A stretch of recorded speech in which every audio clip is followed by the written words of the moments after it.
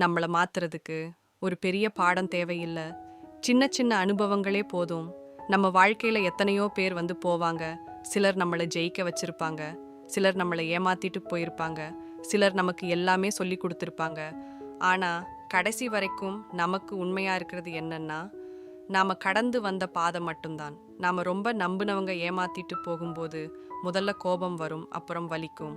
ஆனா அதுதான் நமக்கு சொல்லிக் கொடுக்கும், எல்லா அன்புக்கும் பின்னால ஒரு எதிர்பார்ப்பு இருக்கும்னு. அந்த வலி இல்லைன்னா நம்ம யாரையும் நம்பக்கூடாதுன்னு கத்துக்கவே மாட்டோம்.